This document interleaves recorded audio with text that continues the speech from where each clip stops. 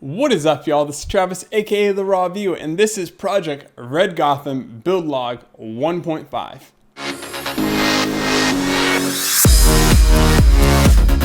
Huge shout out to all my sponsors, Ice Mods, for sending me the custom sleeved cables. They look absolutely beautiful. Next, we have Mod My Mods. They sent me the Alpha Cool radiators. Huge shout out to them. And last but not least, huge shout out to MemoryC.com for sending me 4 sticks of DDR4 RAM for a total of 32 gigs of Trident Z G-Skill RAM. There's a link to all my sponsors in the description below. Make sure you go and check them out. MemoryC.com probably has some of the best prices I have ever seen on RAM. Mod My Mods has a very good selection of water cooled parts, and they have great prices. And Ice Mods has probably some of the best custom sleeved cables I have personally ever seen. So you might be wondering why this is build log 1.5, and that's because I did build log 1 and everything I said is basically not relevant anymore. There's a new motherboard, new graphics cards, new radiators, new CPU. The only things that didn't change was the fans, the cables for the most part, and the case. Everything else, and the power supply. Everything else is basically totally changed. So I'm going to split this video into 2 parts. I'm going to leave a timestamp so you can fast forward in the description if you don't care about all the parts, but first part's going to be just about the parts, and then the second part of this video will be about the case mods. First up, I have the motherboard from EVGA. It's the 99X Micro 2. Now, what's great about this motherboard is that yes, it's a micro ATX form factor, but the color scheme is all black, and I absolutely love that. I have not one, but 2 980 Ti's going into this build. Super excited. I also have an Intel 5930K.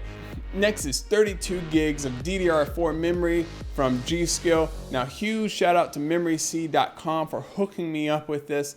Make sure you go check them out. They have some of the best prices when it comes to RAM. They sent me this RAM. This RAM looks absolutely beautiful. I think it matches this color scheme perfectly. Next, I am using an EK pump and reservoir combo, and I am using EK water blocks throughout the whole build. So the CPU and the graphics cards all have EK water blocks on them. And I'm using EK backplates too. So everything's from EK. Also, I have EK Vidar fans, and I actually have one more fan that's going to be in this build that's not an EK fan. It's a slim fan, and I will go over that when it comes to installing the radiators, probably in build log 2 or build log 3. So make sure to stay tuned for that because it's actually really cool. Next is the fittings. All the fittings came from Bits Power. They're all black sparkle fittings. I really love the look of them. And all the cables came from a company called Ice Mods. Now, they are absolutely beautifully sleeved, custom cables. And again, this company is really great because they work with you. So say, for example, again, the hard drive cable, I told them how much distance I wanted in between each connector. So it fits the hard drives perfectly and plugs straight in, and which way I wanted them facing. So instead of just getting custom cables, it really allows you to make the cables fit your build versus getting a custom cable and then using it in your build, if that makes any sense. So a huge shout out to them. They also sent me the LED strips you see here. Absolutely beautiful. They're very bright, very powerful. Next, I have the Alpha Cool radiators. Huge shout out to Mod My Mods for hooking me up with the radiators. I have 2 240 radiators going in the front of the case, and I also have a single 120 rad going in the back of the front of the case, if that makes any sense. You'll see when it all kind of comes together. Finally, I have not one, but I have 2 SSDs and 3 hard drives also going in this case. Yeah, 3 hard drives and 2 solid state drives in this tiny case. Finally, moving on to the Fractal Design Node 804 case. Now, I've done a lot to this case, and I absolutely love the Fractal Design Node 804. I've actually been using this case for about a year before I decided to go ahead and mod the case. Now, what I envisioned for the front, where this window is right here, I actually am going to put the 2 SSDs right there and put them on display. So that's going to be really cool. How I ended up cutting the window was I actually cut it with a Dremel. I took a metal razor, or not a metal razor, a metal ruler, one of the thin ones you can get from Home Depot that actually are pretty flexible, because this is a curved panel. And so by getting that ruler, I was actually able to put it flush on the case and actually draw out where I wanted the window to be. Now, what I do, this is just what I do personally, is I cut within the line. So I take my Dremel and then I cut the lines inside, if that makes sense. And then I take a file and I file everything down to those lines.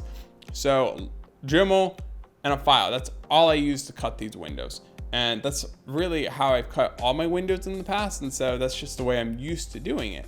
Now, a lot of people say, hey, I can't get that clean up lines with my Dremel. Well, how many hours did you spend filing? I probably spent, I would say, 2 hours filing at least, probably this one and that one. So this one over here on this panel, again, cut it with a Dremel. I used a ruler, drew it out, kind of estimated where the pump and reservoir would be.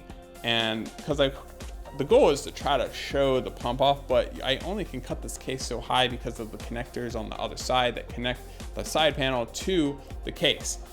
So that being the limitation, I cut out that window. And finally, on the other panel, the acrylic that came on the Fractal Design Node 804, I don't want to say that it's bad acrylic. It doesn't even seem like acrylic. It seems like it's some type of plastic, but I scratched it up, and that was my own fault, probably from putting it down. It got a lot of scratches. So I went ahead and cut that off, and all the little connectors on the inside that were holding that acrylic to the side panel, I actually went down and I filed them all down. So now I can put my own piece of acrylic right there. And how I actually plan on attaching the acrylic is with 3M double-side adhesive tape. Now, that's what I've used in the past. I've also done where I've actually bolted into the acrylic. Both actually achieve a very clean look. It's just a lot easier to use the tape. If I use the tape and I don't like the tape, then I'll switch it out and I will use, some screws. It kind of just depends on your personal preference. Is this going to be in a show? If it's going to be like on a showcase floor, I would probably just go ahead and use the screws. So it's kind of, again, just personal preference and what is it going to do? Are people going to be taking the side panel off? In this case, no, because this is my personal build and this is staying in my house. So no one's going to be taking the side panels off. The last case mod I made was on the top of the case where the vents are, right? So there's mesh here, but there are like vents there before on the Fractal Design Node 804. And the funny thing is that I didn't mean to cut out the vents initially. That was never part of the plan. But what ended up happening was I ended up taking some spray, some paint remover, because I did a bad paint job on the vents and I had to redo them. So I was using some paint remover that was safe for plastic. It wasn't safe for plastic. It ate through those vents like that. So long story short, I just had to end up cutting them out because they looked horrible, and also saved me a lot of time in painting. But making mistakes when it comes to case modding is kind of all part of the experience and can make your whole case totally different, or totally different from what you initially thought. Like, especially when you first start case modding, I can almost guarantee you that you'll mess up cutting. It will happen. And if you do, you have to figure out how to fix it. So for example, on this front panel, if I say accidentally cut like one line deep, right? How would I make that into the theme? Would I just, go ahead and cut everything, this whole window, make it like a whole inch lower? And then you have to figure out, okay, how do I want to fill that space? Well, something that I might take into consideration is I might try to run the tubing to the front of the case down and over to this side in the front so you can visibly see it. Or I might just start doing slashes all around the window and maybe change the whole theme of the build where there's slashes kind of ripping up the whole case. Like, there's a lot of things you can do when you make a mistake in case modding, and that's the whole thing about case modding. Don't be afraid to make mistakes, because it will happen. And the best thing I can give you if you do want to do or try to case modding is go out and do it. And try to always be safe, especially when it comes to cutting. I always say you can't cut too little, but you can always cut too much, if that makes sense. So that's why, again, whenever I do any window cutting, I draw the window, I take a ruler, draw the window, and then always cut everything inside of that line, and then I file everything down to that line to make it perfect. When it comes to the corners, I take a round file and I actually go to, it's kind of hard to explain how to do corners. Corners is one of the more difficult things, especially getting around corners. You need a round file. If you don't have a round file, you're not going to get a round corner. It's not going to happen. But basically, file the corners first, right? Get them where you want, and then file everything to match where the corner is, if that makes sense. So that's kind of the process that I do. Finally, I had to paint it. Now, I originally painted the case myself. It took me days, like multiple days, because I'm not a very good painter, and I kept on messing up and I kept on getting these bubbles and these wrinkles. And even after I finally got something I was okay with, and I took pictures of that and I posted it, it sat here on my desk for like days, and it just really started to bother me, like all the imperfections. And so finally I just decided, hey, I'm going to take it up to airbrush artist and let him have his way with it, and switch the color red so it better matches the color red that's on the cables and better matches the red that's on the RAM. So I took it up to Airbrush Atlanta. I'll leave a link down to their stuff. And so he did this all in like 2 or 3 days because I wanted to go ahead and get this build done. So this was kind of a rush paint job, but still amazing work. So the last couple of case mods that I have to do are all inside. So basically I have to cut these 2 little tabs, screw holes in the back, so that back radiator can fit. I have to make a little bit bigger of an opening here so I can run the pipe from one radiator to the other radiator without bending it, so it's going to be a straight shot. Last, I have to do all the acrylic in the front and mount the SSDs to the acrylic, and I'll show you that whole process. And finally, mount the acrylic on the side panels, and I actually might save those acrylic pieces just on the side windows till the very end. That way they don't get dirty, and that they will be super clean and super crisp right when it's done.